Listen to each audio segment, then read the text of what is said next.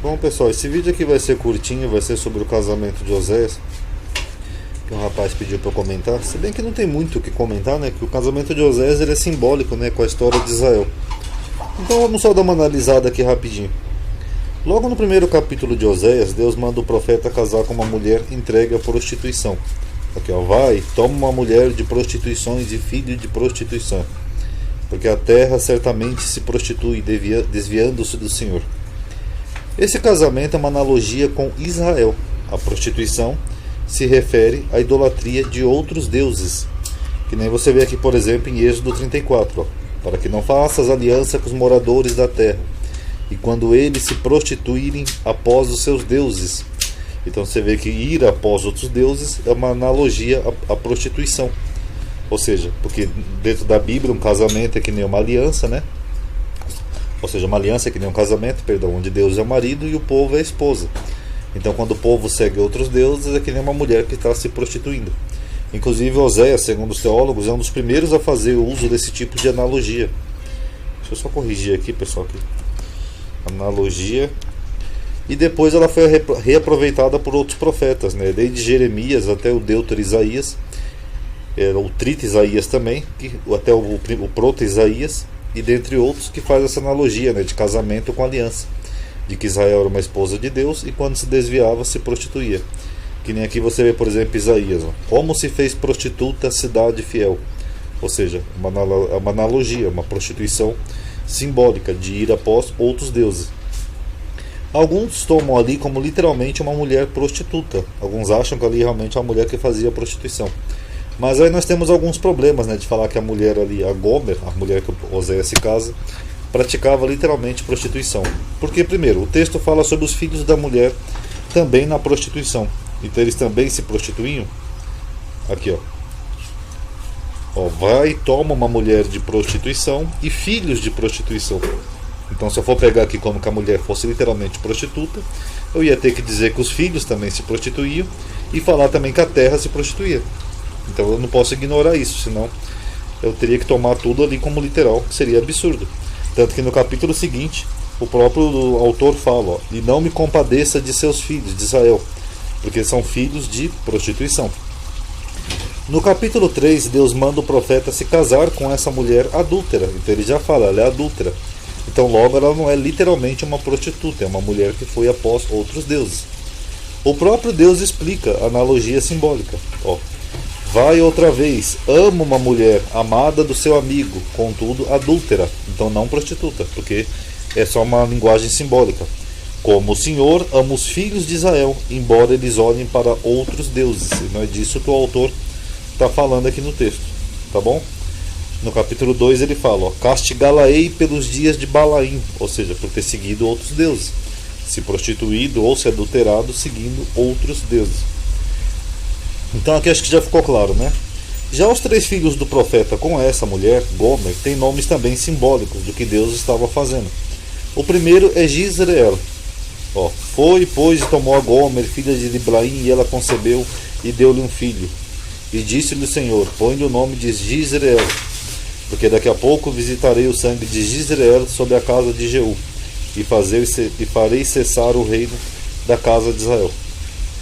Então Jizreel em hebraico é Israel. Israel é a junção do termo Zará, que nós já falamos aqui que é semente, né? Inclusive lá em Gênesis, né, essa serpente, né, tem Zará, com o termo El, né, que é Deus. Então significa Deus semeia.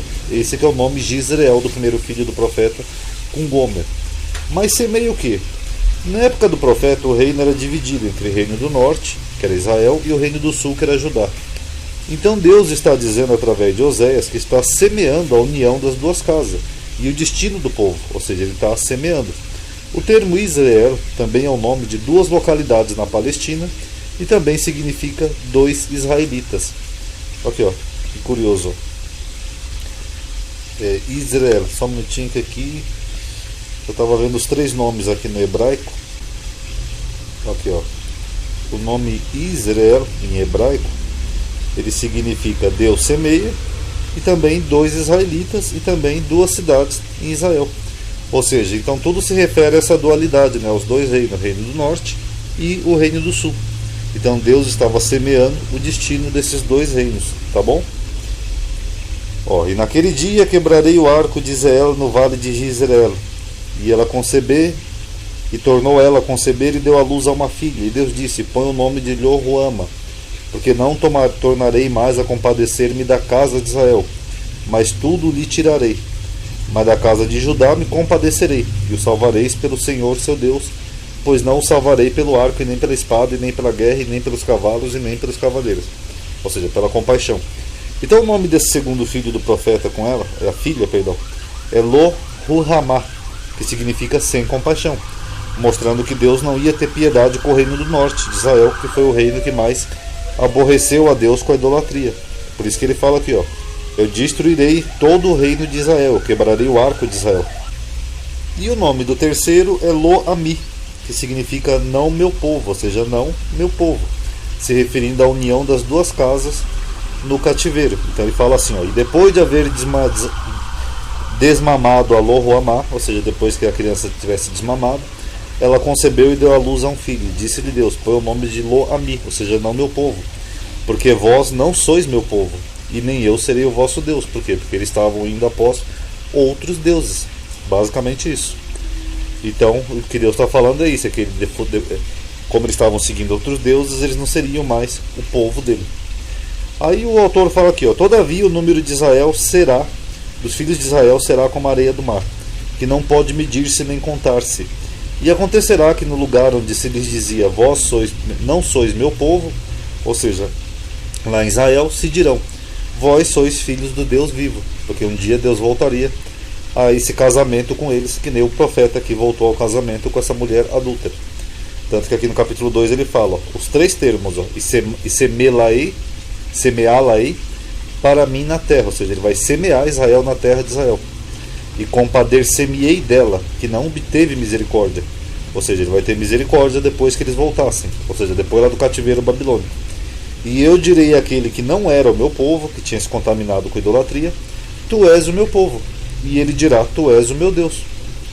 Tá bom? Tanto que o profeta aqui termina no capítulo 3 essa analogia, dizendo que tu ficarás comigo muitos dias e não se prostituirás, ou seja, Israel ia parar com a prostituição, nem serás de outro homem, assim também eu esperarei por ti, ou seja, esperando que Israel retornasse para Deus, porque os filhos de Israel ficarão muitos dias sem rei, sem príncipe, sem sacrifício, sem estátua, sem efode, terafim, e depois tornarão os filhos de Israel e buscarão ao Senhor seu Deus e a Davi o seu rei, e temerão ao Senhor e a sua bondade no fim dos dias, ou seja, quando eles retornassem da Babilônia. Então é basicamente isso, essa analogia aqui de Oséias e seus filhos.